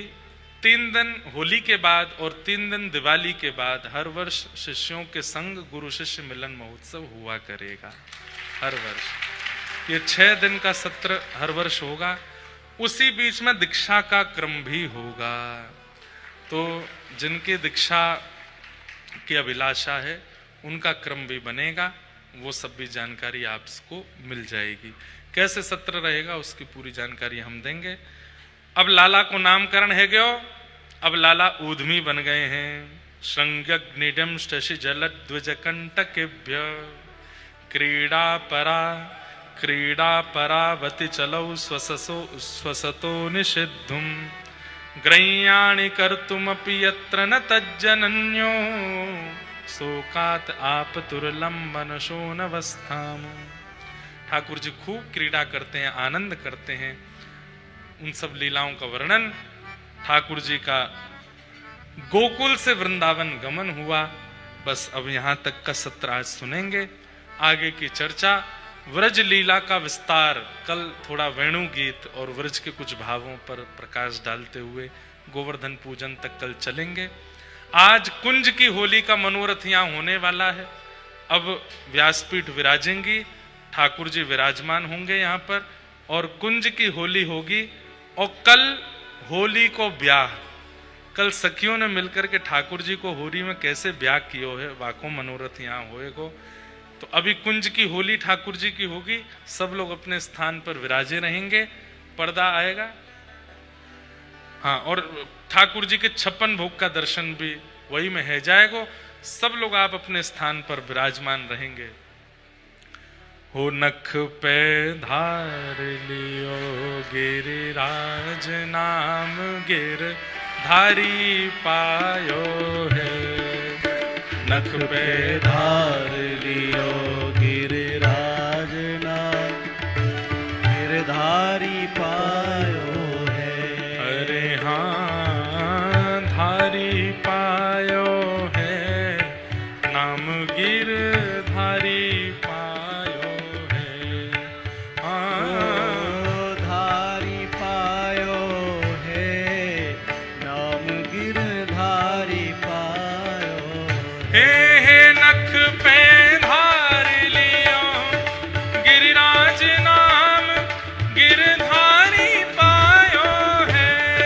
वो नख पे धार लियो गिरिराज नाम गिरधारी पायो। गिरिराज धरने की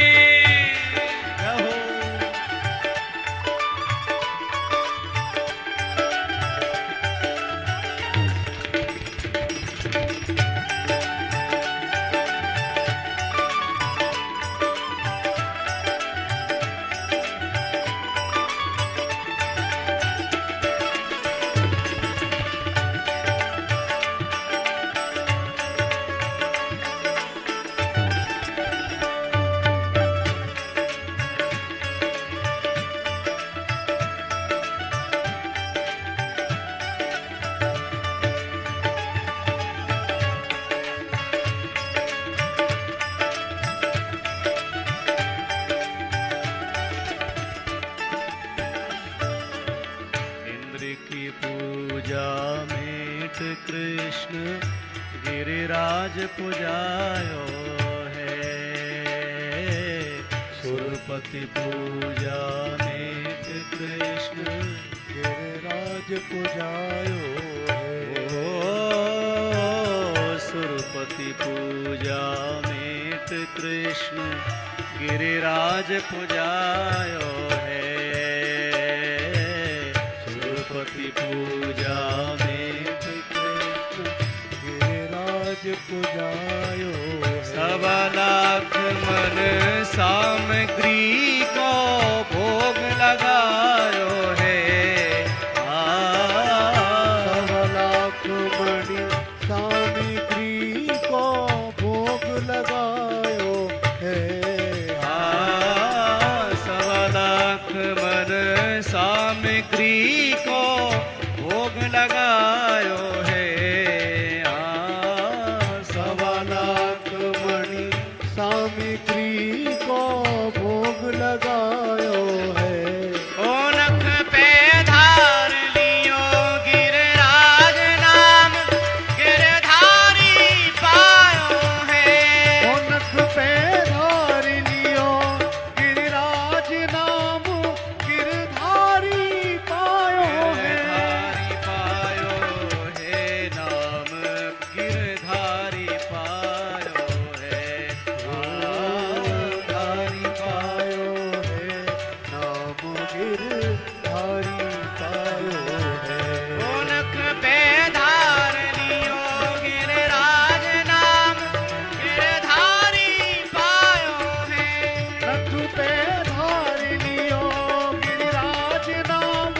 गिरधारी पायो है। नख पे धार लियो गिरिराज नाम गिरधारी पायो है। ओ नख पे धार लियो गिरिराज नाम गिरधारी पायो है। ओ नख पे धार लियो गिरिराज नाम गिरधारी पायो है।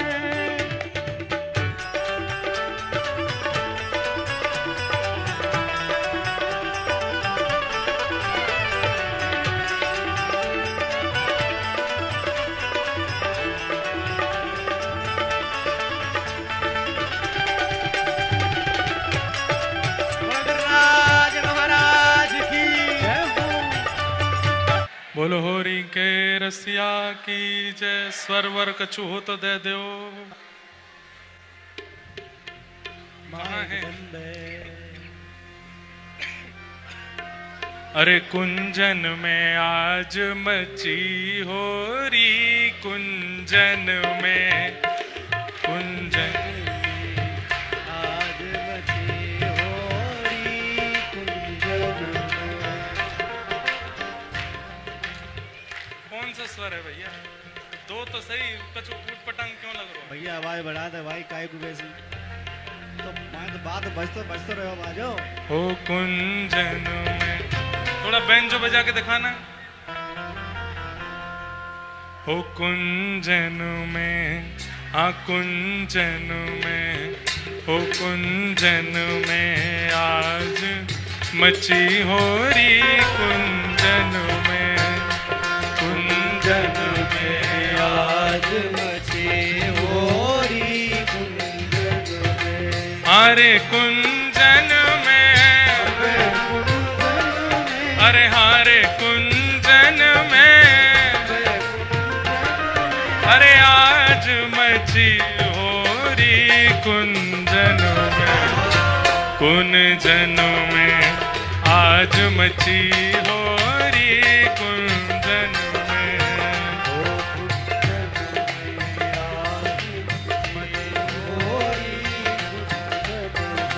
हाँ कुंजन में आज मची होरी कुंजन में, कुंजन में आज।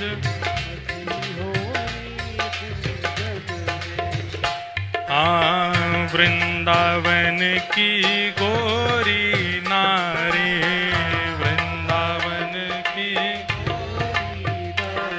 हाँ वृंदावन की गोरी नारी।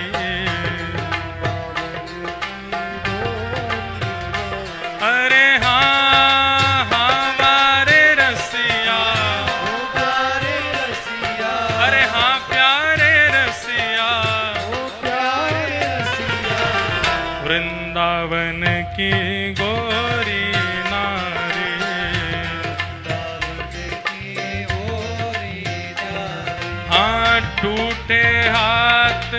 फटी सारी, हाँ टूटे हार फटी। यहाँ लोग अनपन एक छीटा पड़ जाए तो हमें ऐसे देख रहे हैं कि हम पर रंग काय को डारो, लेकिन यहाँ क्या कह रहे हैं, कैसी हो रही भाई, हो टूटे हार फटी साड़ी, हाँ टूटे हार फटी साड़ी, हो टूटे हार फटी साड़ी, हो नृत्य करो। हार फटी साड़ी, हे कुंजन में आज मची हो रही, कुंजन में,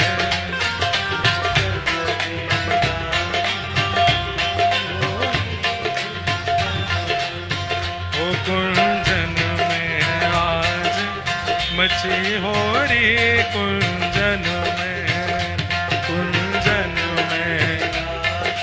बलहोरी के रसिया की जय।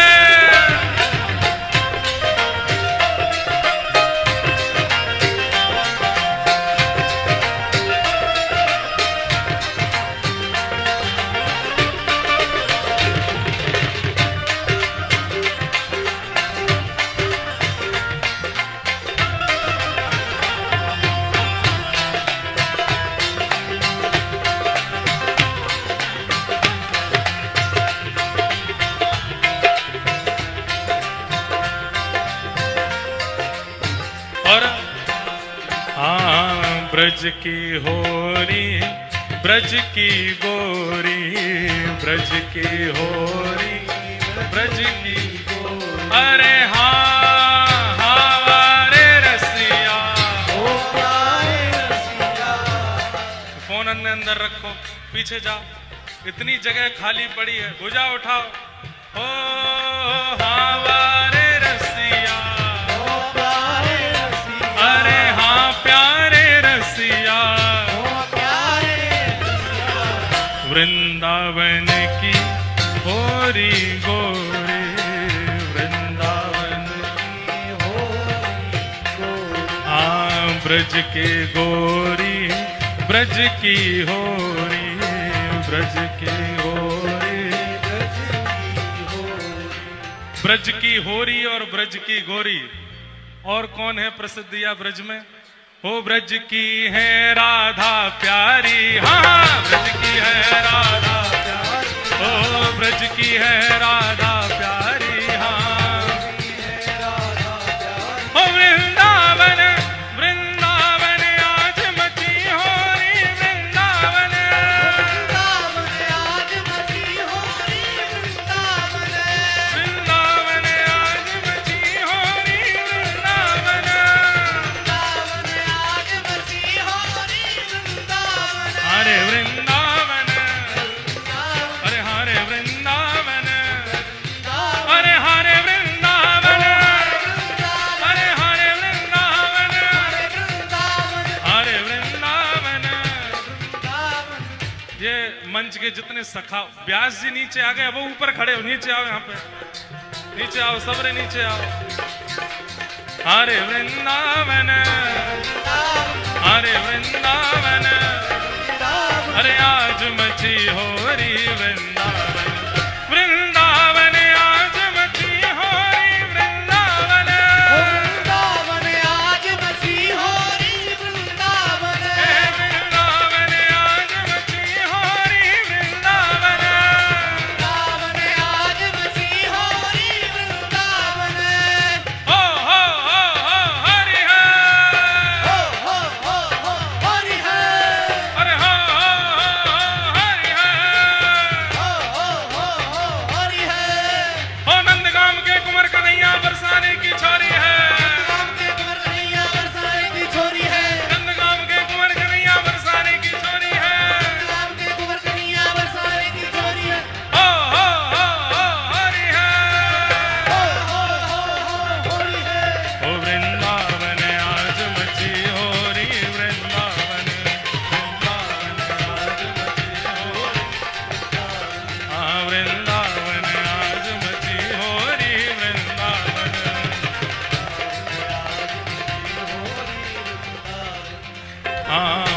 पुरुषोत्तम प्रभु होरी खेले, पुरुषोत्तम प्रभु होरी खेले, पुरुषोत्तम प्रभु होरी खेले, पुरुषोत्तम प्रभु होरी खेले। अरे हाँ हमारे रसिया,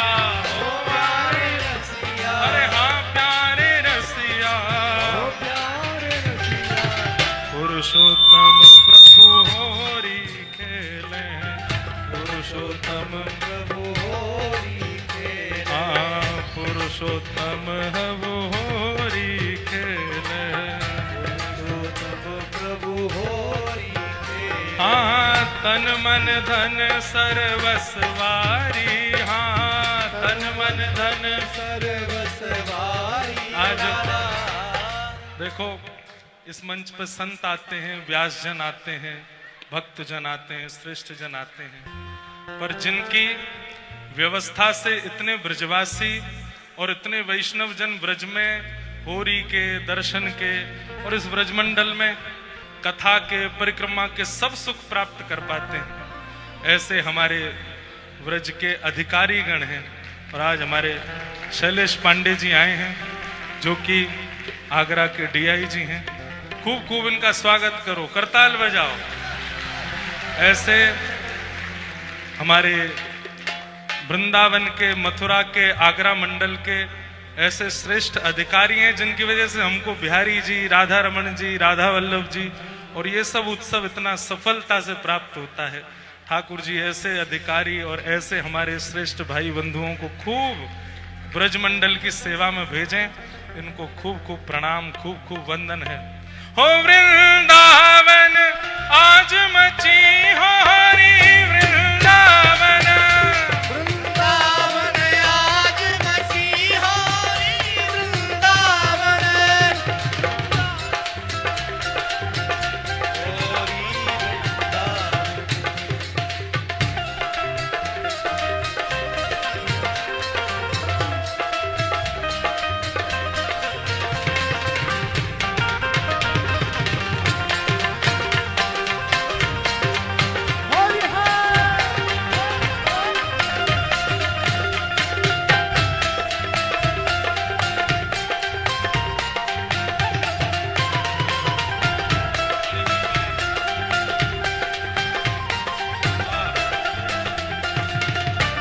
ऐसे ही सेवा करते रहें।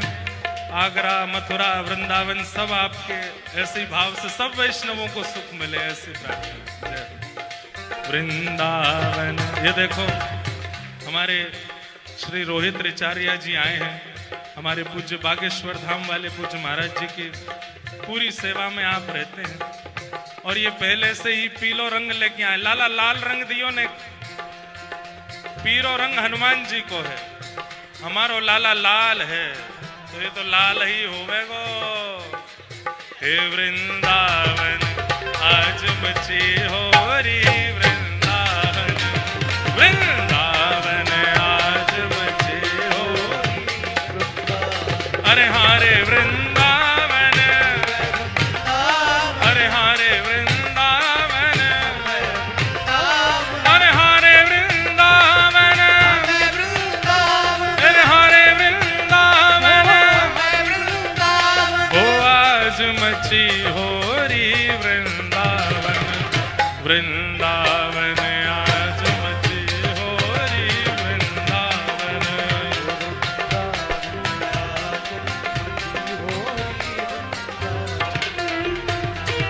रंग में कैसे होली खेरूंगी यार सांवरिया के संग।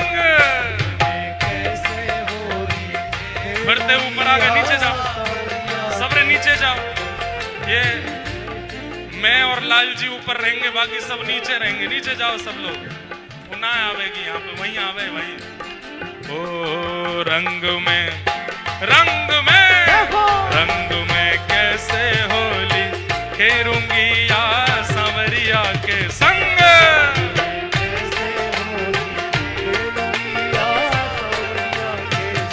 रंग में कैसे होली खेलूंगी यार सांवरिया के संग। रंग में कैसे होली सांवरिया के संग हो लाला, सांवरिया के संग, हाँ सांवरिया के संग हो लाला, सांवरिया के संग, हाँ सांवरिया के संग लाला, सांवरिया के संग, ओ सांवरिया के संग लाला, सांवरिया के संग, रंग में कैसे होली खेलूंगी आ सांवरिया के संग,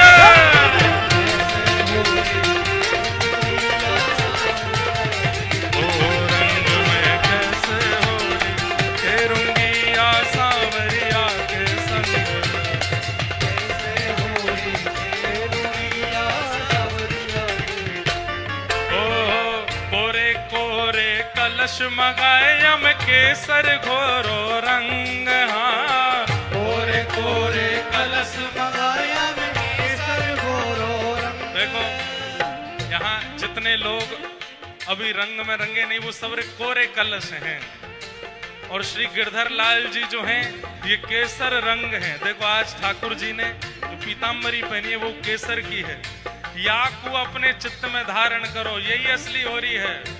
कोरे कोरे कलश मगाए केसर घोरो रंग, हाँ कोरे कोरे कलश मंगाए केसर घोरो रंग, ओ लाला केसर घोरो रंग, ओ लाला केसर घोरो रंग, हाँ लाला के ये देख ये बहुत महंगो वारो केसर है, ये जा पे पड़ेगो वहाँ को बहुत बड़ो भाग्य है, बहुत महंगो वारो केसर है।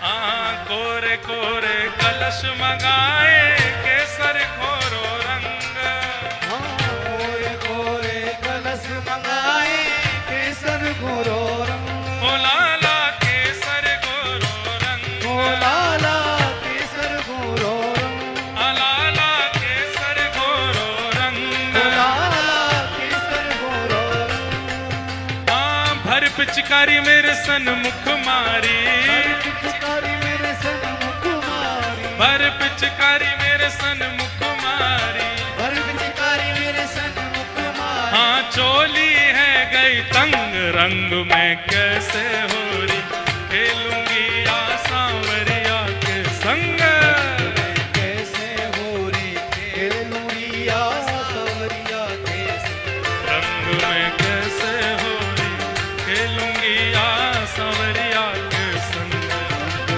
कैसे होरी खेलूंगी आ सांवरिया के संग, हाँ सांवरिया के संग लाला, सांवरिया के संग, सांवरिया के संग लाला, सांवरिया के संग, हाँ सांवरिया के संग लाला, सांवरिया के संग, ओ सांवरिया के संग लाला, सांवरिया के संग, रंग में कैसे हो खेलूंगी आ सांवरिया के संग, कैसे होरी खेलूंगी आ सांवरिया के संग, रंग में कैसे होरी खेलूंगी आ सांवरिया के संग, कैसे होरी खेलूंगी आ सांवरिया के संग, ओ तबला बाज सरंगी बाजे और बाजे मृदंग, हाँ तबला बाज सरंगी बाजे और बाजे मृदंग, ओ तबला बाज सरंगी बाजे और बाजे मृदंग, ओ हाँ तबला बाज सरंगी बाजे और बाजे मृदंग, श्याम सुंदर की वंशी बाजे, श्याम सुंदर की बंसी बाजे, श्याम सुंदर की वंशी बाजे, श्याम सुंदर की बंसी बाजे, श्री राधे जू के संग, रंग में कैसे होली खेलूंगी आ सांवरिया के संग, रंग में कैसे होरी खेलूंगी आ सांवरिया के संग, रंग में कैसे होली खेलूंगी आ सांवरिया के संग, कैसे होरी खेलूंगी आ सांवरिया के संग, ओ लाला ओ लाला, ओ लाला, तो ये बुलाए गई नथवारी, लाला तो ये, लाला तो ये बुलाए गई नथवारी, लाला तो ये, अरे हाँ रे लाला तो ये, लाला तो ही है, अरे हाँ रे लाला तो ये, लाला तो ही है, बुलाए गई नथवारी, लाला तो ये, लाला तो ये बुलाए गई नथवारी, लाला तो ये, लाला तो ही बुलाए गई नथवारी, लाला तो ही है, अरे हाँ रे लाला तो ये, लाला तो ही है, हाँ रे लाला तो ये, लाला तो ही है, बुलाए गई नथवारी, लाला तो ये। ब्रज भाषा समझ रहे हो?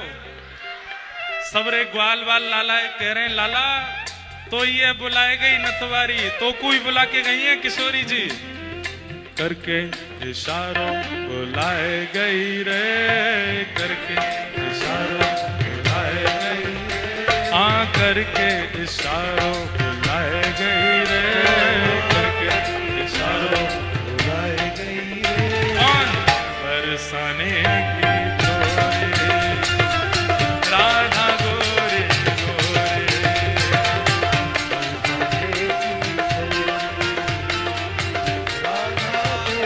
हाँ वारे रसिया हो प्यारे रसिया, हाँ वारे रसिया, ओ प्यारे रसिया, हाँ प्यारे रसिया हो प्यारे रसिया, हमारे रसिया, ओ प्यारे ओ रसिया, लाला तो ये बुलाए गई नथवारी, लाला तो ये, लाला तो ही है बुलाए गई नथवारी, लाला तो ही है, अच्छा जैसे वो है ना करके इशारों, वैसे ही पद है ये, ठाकुर जी कह रहे हैं ओ वानथवारी को नाम न जानू, वानथवारी को, नाम न जानू, हाँ वानथवारी को नाम न जानू, नथवारी को नाम न जानू, अरे हारी नथवारी को, नथवारी को, हाँ हम नथवारी को, आए नथवारी को, ओ वानथवारी को नाम न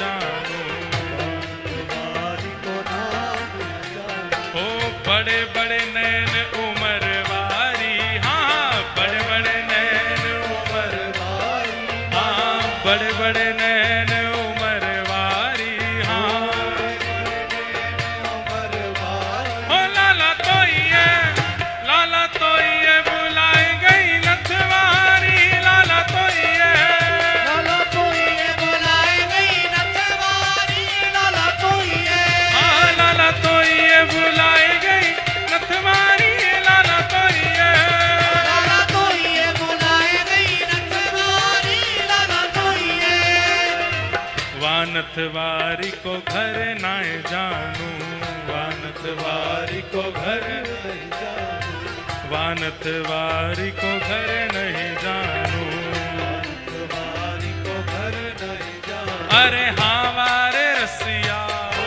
प्यारे रसिया, अरे हाँ वारे रसिया, ओ प्यारे रसिया, वानथवारी को घर नहीं जानू, नथवारी को घर नहीं जानू, हे ऊंचे महल अटावारी, हाँ ऊंचे महल अटावारी, हाँ ऊंचे महल अटावारी, हाँ ऊंचे महल अटावारी, ओ लाला तो ये, लाला तो ये बुलाए गई नथवारी, लाला तो ये, ओ लाला तो ही है बुलाए गई नथवारी, लाला तो ही है, हाँ लाला तो ये बुलाए गई नथवारी, लाला तो ये, ओ लाला तो ही है बुलाए गई नथवारी, लाला तो ही है, जो कान्हा मेरो गम न जाने, कान्हा मेरो काम न जाने, जो कान्हा मेरो गम न जाने, जो कान्हा मेरो काम न जाने, ओ मेरो काम न जाने, काम न जाने, मेरो काम न जाने, मेरो काम न जाने, जो कान्हा मेरो काम न जाने, जो कान्हा मेरो काम न जाने, जो कान्हा मेरो